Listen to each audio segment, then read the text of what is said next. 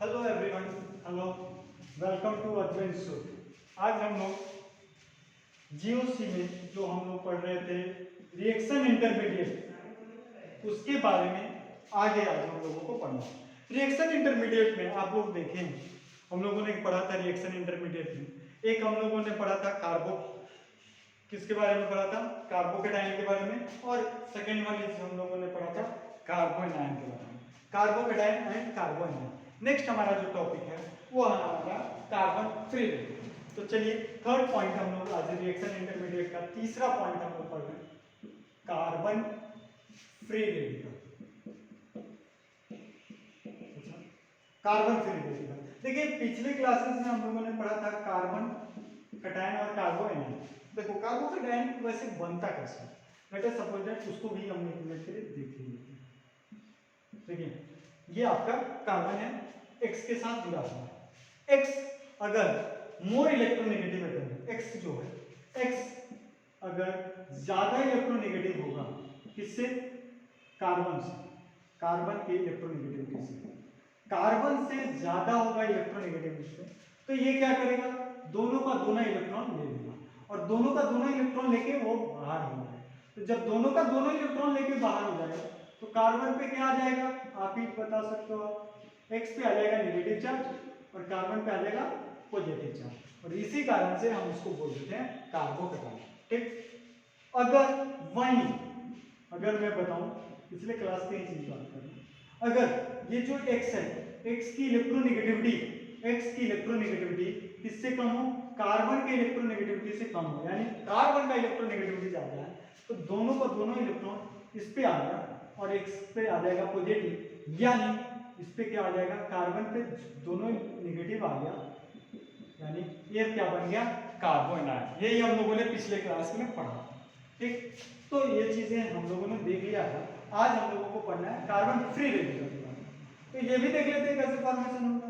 मान लीजिए जो भी एलिमेंट है ये कार्बन ही है और एक इलेक्ट्रॉन इधर, एक इलेक्ट्रॉन इधर चल गया, तो जो हमारे इस पे एक इलेक्ट्रॉन है, तो एक इलेक्ट्रॉन आने को इसको हम लोग ने बोल दिया कार्बन फ्री रेडिकल। चलिए तो स्टार्ट करते हैं कार्बन फ्री रेडिकल के बारे में। क्या होता है कार्बन फ्री रेडिकल या फ्री रेडिकल? वही सेम चीज है, कार्बन एक्स वाई और जेड, तीन एलिमेंट और इस पे एक electron, that is carbon free radical. ठीक, अब इसके बारे में कैरेक्टरिस्टिक्स को हम लोग देखेंगे, कार्बन फ्री रेडिकल के कैरेक्टरिस्टिक्स को। तो कार्बन फ्री रेडिकल के कैरेक्टरिस्टिक्स क्या क्या होता है? ठीक, कार्बन फ्री रेडिकल हमने देख लिया, इसकी कैरेक्टरिस्टिक्स को हम लोग आज भी देखते हैं। कैरेक्टरिस्टिक्स, तो पहला कैरेक्टरिस्टिक्स क्या होगा कार्बन फ्री रेडिकल में? फॉर्मल चार्ज इस पे क्या होगा? फॉर्मल चार्ज ऑन कार्बन, कोई फॉर्मल चार्ज नहीं है, चार्ज तो इस पे नेगेटिव पॉजिटिव कुछ नहीं है। कार्बोकेटाइन पे +1 था, कार्बोनाइन पे नेगेटिव था, लेकिन इस पे क्या होगा? Formal charge on carbon is equal to 0। Second point अगर मैं देखूं क्या होगा, इसमें कितने सिग्मा बॉन्ड हैं? 3 sigma bond, 3 sigma bond present होंगे। ठीक है, उसके बाद मैं अगर बोलूं 3 सिग्मा बॉन्ड प्रेजेंट है, कितने लोन पेयर प्रेजेंट है? How many lone pair? तो 0 लोन पेयर। ठीक है, कोई भी लोन पेयर इसमें प्रेजेंट नहीं है। उसके बाद क्या कोई वैकेंट ऑर्बिटल है? तो नहीं, 0 वैकेंट ऑर्बिटल, कोई भी वैकेंट ऑर्बिटल भी इसमें प्रेजेंट नहीं होगा। अब बात आती है उन सब में जो हम लोग कार्बोकेटाइन और कार्बोनाइन की बात कर रहे थे, वहां पे क्या था आपके पास? वहां पे था हमारे पास कि कोई भी अनपेयर्ड इलेक्ट्रॉन नहीं होता था, लेकिन यहाँ पे क्या है, इस पे कितने अनपेयर्ड इलेक्ट्रॉन है? देखो ए वाला एक अनपेयर्ड इलेक्ट्रॉन है, यानी 1 अनपेयर्ड इलेक्ट्रॉन इसके पास प्रेजेंट होगा। क्या होगा? एक अनपेयर्ड इलेक्ट्रॉन इसमें प्रेजेंट होगा, 1 अनपेयर्ड इलेक्ट्रॉन। और जब 1 पेयर्ड इलेक्ट्रॉन, जब कोई भी अनपेयर्ड इलेक्ट्रॉन नहीं होता था तो वो क्या कहलाता था? That is diamagnetic. बट यहाँ पे अनपेयर्ड इलेक्ट्रॉन प्रेजेंट है तो उसको हम लोग बोलेंगे पैरामैग्नेटिक इन नेचर। क्या बोलेंगे? पैरामैग्नेटिक होता है नेचर में, पैरामैग्नेटिक इन नेचर। ठीक है, क्लियर हो गया? पैरामैग्नेटिक नेचर होता है। फिर अगर मैं इसकी हाइब्रिडाइजेशन स्टेट की बात करूं, यहीं पे हाइब्रिडाइजेशन अगला पॉइंट हमारा आ जाएगा 7 नंबर। हाइब्रिडाइजेशन देखो कितने कितने सिग्मा बॉन्ड, 1 2 3, 3 सिग्मा बॉन्ड। क्या कोई लोन पेयर है? नहीं, तो लोन पेयर नहीं है तो कैसा हाइब्रिडाइज हो गया? हाइब्रिडाइजेशन निकालना भी सिखाया था, sp2 हाइब्रिडाइज होगा। कैसा हाइब्रिडाइज होगा? sp2 हाइब्रिडाइज होगा। जब sp2 हाइब्रिडाइज होगा तो इसका शेप कैसा होगा? ट्राइगोनल प्लेनर होगा, ट्राइगोनल प्लेनर। ठीक है, नेक्स्ट की तरफ बढ़ते हैं। ट्राइगोनल प्लेनर की बात होगी। अब इसमें क्या होगा? आपके पास टोटल कितने आउटर मोस्ट इलेक्ट्रॉन में होंगे? तो टोटल कितने होंगे आप बता ही सकते हो। इसमें देखिए 6 ऐसे, 2 2 4 2 6 और 1 1, 7 इलेक्ट्रॉन हो गए किसमें? आउटर सेल में। 7 इलेक्ट्रॉन होंगे इसके आउटर सेल में। ठीक है, 7 इलेक्ट्रॉन इन आउटर सेल। ठीक, अब बताइए क्या इसका ऑक्टेट पूरा होगा? कैरेक्टरिस्टिक्स में नेक्स्ट कैरेक्टरिस्टिक्स हम लिखते हुए चलते हैं। क्या इसका ऑक्टेट पूरा होगा? नहीं, ऑक्टेट क्या है? इनकम्प्लीट है, 7 ही इलेक्ट्रॉन है। तो इसका ऑक्टेट क्या होगा हमारे पास? ऑक्टेट होंगे जो कि आपके हम बोल सकते हैं ऑक्टेट जो है इसका ऑक्टेट इनकम्प्लीट है, इनकम्प्लीट ऑक्टेट। ठीक है, ऑक्टेट हो गया इनकम्प्लीट। अब ऑक्टेट इनकम्प्लीट है तो नेक्स्ट हमारा पॉइंट है क्या इसमें इलेक्ट्रॉन की कमी है? ठीक है ना, बस 7 ही इलेक्ट्रॉन है, 1 इलेक्ट्रॉन की कमी है, तो इसको हम लोग बोल सकते हैं इलेक्ट्रॉन डेफिशिएंट स्पीसीज। क्या बोलेंगे? इलेक्ट्रॉन डेफिशिएंट स्पीसीज है। कैसा स्पीसीज है? इलेक्ट्रॉन डेफिशिएंट स्पीसीज है। और जब इलेक्ट्रॉन की कमी है तो इसको हम लोग क्या बोलेंगे? क्या लविंग है? Electron loving. और इलेक्ट्रॉन लविंग है तो इसको हम लोग नाम दे देंगे इलेक्ट्रोफाइल्स। इलेक्ट्रॉन लविंग को क्या नाम देते हैं? इलेक्ट्रोफाइल्स बोलते हैं। और क्या जब ये इलेक्ट्रोफाइल है, क्या ये लुईस एसिड है? अब एक क्वेश्चन आता है, क्या ये लुईस एसिड है? लुईस एसिड क्या होता था जो आप बता सकते हो? लुईस एसिड क्या बोलते थे हम लोग? लुईस एसिड किसको बोलते थे? जो इलेक्ट्रॉन पेयर एक्सेप्टर होता था उसको हम लोग क्या बोलते थे? लुईस एसिड बोलते थे। क्या ये इलेक्ट्रॉन पेयर को एक्सेप्ट कर सकता है? नहीं, 7 इलेक्ट्रॉन है, पेयर को नहीं एक्सेप्ट कर सकता, तो ये लुईस एसिड नहीं होगा। इसको हम लोग बोलेंगे नॉट अ लुईस एसिड। ठीक है, तो ये क्या होगा? Not a Lewis acid. ध्यान रखिएगा, लुईस एसिड नहीं होगा। तो ये सारा चीज था। हम लोगों ने 3 चीजें पढ़ा, कार्बोकेटाइन के बारे में, कार्बन एनाइन के बारे में और कार्बन फ्री रेडिकल के बारे में। ठीक है, तो ये सारे हम लोगों ने रिएक्शन इंटरमीडिएट पढ़ा जो कि रिएक्शन के दौरान ही बनते हैं और उसके कंप्लीट होने से पहले ही डिस्ट्रॉय होते हैं। ठीक है, कैसे होते हैं ये सब हम लोग देखेंगे रिएक्शन मैकेनिज्म जब हम लोगों ने स्टार्ट करेंगे तो। चलिए आगे हम लोग पढ़ेंगे नेक्स्ट टॉपिक पर। जीओसी टॉपिक है आपका डिस्प्लेसमेंट, इलेक्ट्रॉन डिस्प्लेसमेंट इफेक्ट। तो शुरू करते हैं, यहां से ध्यान दीजिएगा। हम लोगों ने 3 चीजें पढ़ लिया, कार्बोकेटाइन, कार्बन एनाइन और कार्बन फ्री रेडिकल। ठीक, अब हमारे पास आता है क्या? Electron displacement effect. Electron displacement effect actual में इलेक्ट्रॉन डिस्प्लेसमेंट इफेक्ट है। अगर मैं इसको एक लाइन में बोलूं इलेक्ट्रॉन डिस्प्लेसमेंट इफेक्ट को कि देयर आर वेरियस इफेक्ट, एक वेरियस इफेक्ट होते हैं which are present in molecule. मैं इसको लिख भी दूं, there are various effect which are present in a molecule, which are present in a molecule, जो मॉलिक्यूल में प्रेजेंट होते हैं। ठीक है, मॉलिक्यूल में प्रेजेंट होते हैं और आयंस में भी प्रेजेंट हो सकते हैं। पहला चीज तो हमने बोला मॉलिक्यूल में प्रेजेंट हो सकते हैं और आयंस में भी प्रेजेंट होते हैं, जहां पे इन विच इलेक्ट्रॉन्स आर डीलोकलाइज्ड, जहां से इलेक्ट्रॉन क्या होते हैं? डीलोकलाइज होते हैं, एक जगह से दूसरी जगह जा सकते हैं, डीलोकलाइज होते हैं। ठीक है, और if there are not delocalised, और अगर if there are not delocalised, अगर डीलोकलाइज नहीं हो, अगर डीलोकलाइज नहीं होंगे तो वो क्या होंगे? वो क्या करेंगे आपका? They are transform. वो क्या करेंगे? दे आर ट्रांसफॉर्म। एक्चुअल में आपको समझ में अभी नहीं आया होगा, मैं इसको एक एक चीज को एक्सप्लेन करूंगा। दे आर ट्रांसफॉर्म, और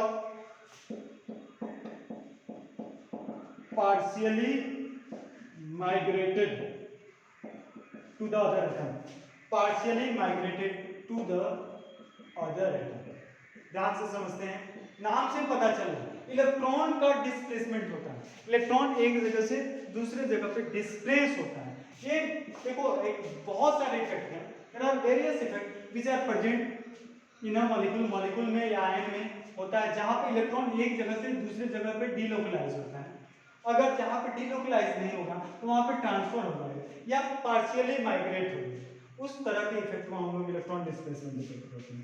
जैसे let us suppose that HCl, ठीक है ना, इन दोनों के एक एक इलेक्ट्रॉन HCl में, ठीक है ना। अब आपको पता है, आप लोग जानते हैं कि Cl is more electronegative than H, तो क्या होगा, इलेक्ट्रॉन अपनी तरफ ही खींचने की टेंडेंसी होगा Cl के पास, और जब Cl अपनी तरफ इलेक्ट्रॉन खींचेगा तो उस पे क्या आ जाएगा, पार्शियल माइनस, और H पे क्या आ जाएगा, पार्शियल प्लस। तो ये क्या हो गया। इसी तरह से एक हम ले लेते हैं फॉर्मेट, देख रहे हो इलेक्ट्रॉन अपनी तरफ डिस्प्लेसेस पूरी तरीके से नहीं होके क्या कर रहा है, थोड़ा सा माइग्रेटेड हो रहा है, पार्शियल हो रहा है, टेंडेंसी है कि इधर से इधर इलेक्ट्रॉन को जाने की। इसी तरह से मैं अगर बोलूं HC डबल बॉन्ड O और O माइनस, ठीक है, HC डबल O और O माइनस की बात करें, HC डबल बॉन्ड O और O माइनस, तो किस तरह से हम लोग इसको ध्यान देंगे, ठीक है। इसको हम लोग नाम से जानते हैं फॉर्मेट आयन। क्या नाम देते हैं, फॉर्मेट आयन।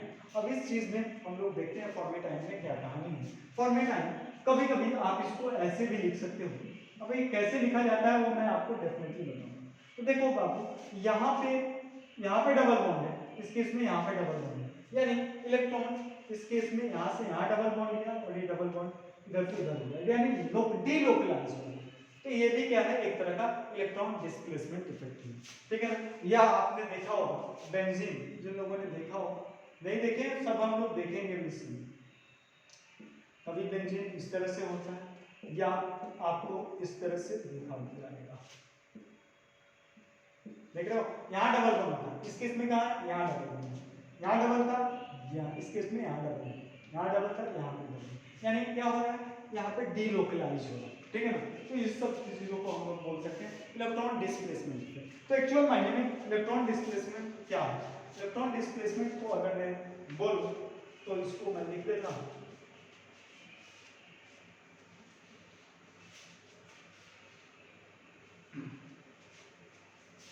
इलेक्ट्रॉन डिस्प्लेसमेंट आप पार्शियली, देखिए इलेक्ट्रॉन डिस्प्लेसमेंट क्या होता है, आइदर पार्शियली और कंप्लीट इलेक्ट्रॉन ट्रांसफर, या तो पार्शियली ट्रांसफर होगा या पूरी तरीके से कंप्लीट ट्रांसफर हो जाएगा। इलेक्ट्रॉन डिस्प्लेसमेंट का पार्शियली, ठीक है ना, इलेक्ट्रॉन डिस्प्लेसमेंट, इलेक्ट्रॉन का डिस्प्लेसमेंट आर आइदर, या तो आइदर पार्शियली होगा या कंप्लीटली ट्रांसफर हो जाएगा, और कंप्लीट इलेक्ट्रॉन का ट्रांसफर हो जाएगा, या पूरी तरीके से कंप्लीट क्या हो जाएगा, ट्रांसफर ऑफ इलेक्ट्रॉन, और कंप्लीट ट्रांसफर ऑफ इलेक्ट्रॉन हो जाए, पूरी तरीके से इलेक्ट्रॉन का ट्रांसफर हो जाए। तो उस तरह के केस में इसमें ट्रांसफर हो जाए from one atom to another atom, from one atom to another atom, एक एटम से दूसरे एटम में ट्रांसफर हो जाए, कंप्लीटली ट्रांसफर हो जाए, उसको हम लोग कहते हैं, क्या उसको बोलते हैं,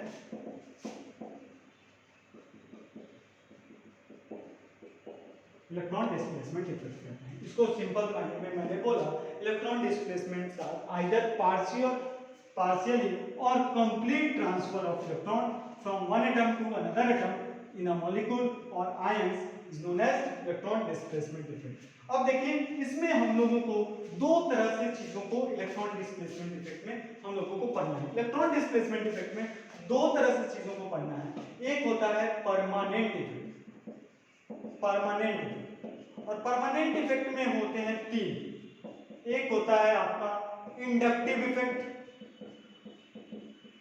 दूसरा होता है आपका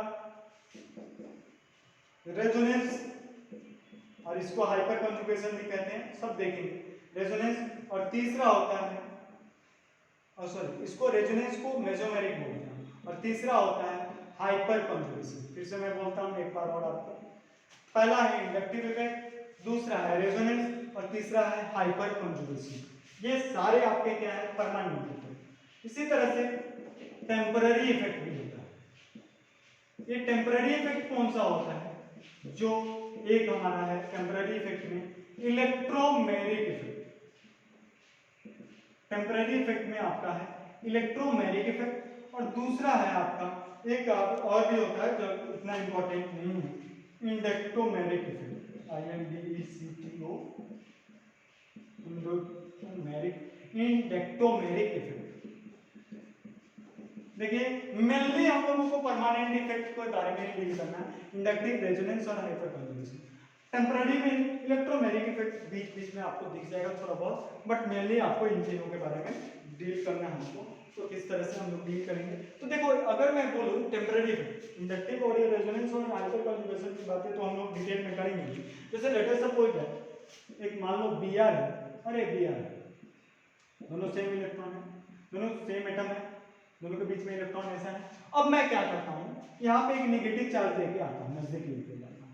जैसे ही मैं नजदीक लेके जाऊंगा इसके पास, तो क्या हो जाएगा, इस पे आ जाएगा पार्शियल प्लस और इधर आ जाएगा पार्शियल माइनस। समझ जाओ ना, भागेगा ना इलेक्ट्रॉन, नेगेटिव इधर ले जाएंगे, इस पे पार्शियल प्लस और पार्शियल माइनस। यानी इसके कारण, इस एनायन के कारण, इस एनायन के कारण इस पे जो चार्ज जनरेट हुआ और इलेक्ट्रॉन का ट्रांसफर हुआ, इन सबको हम लोग बोल देते हैं। तो ये क्या है, ये आपका टेम्पररी, ठीक है ना, तो इसी को हम लोग बोल देते हैं आपको टेम्पररी इफेक्ट। और ये कैसे होता है, किस तरह से होता है, तो वो लोग हम लोग डिटेल में पढ़ेंगे। अब हमारा जो कल का क्लास होगा वो इंपॉर्टेंट होगा। यहाँ तक हम लोगों ने चीज़ों को देख लिया। जिन लोगों ने पहले वाले चीज़ें नहीं देखी हैं, जीएससी का फर्स्ट लेक्चर जो था कार्बोपेटाइन और कार्बन एनायन के बारे में, उसके बाद मैंने आप लोगों को बताया कार्बन फ्री रेडिकल के बारे में, और आज मैंने शुरू किया इलेक्ट्रॉन डिस्प्लेसमेंट इफेक्ट क्या होता है, इलेक्ट्रॉन किस तरह से डिस्प्लेस होता है। उसमें हम लोगों ने दो तरह के कैटेगरीज को बात की। एक हमने बात किया आपका परमानेंट इफेक्ट और टेम्पररी इफेक्ट। परमानेंट इफेक्ट कौन सा होता है, परमानेंट इफेक्ट में इंडक्टिव होता है, रेजोनेंस होता है, हाइपर कंजुगेशन होता है, ये सारे क्या हैं आपके परमानेंट इफेक्ट हैं।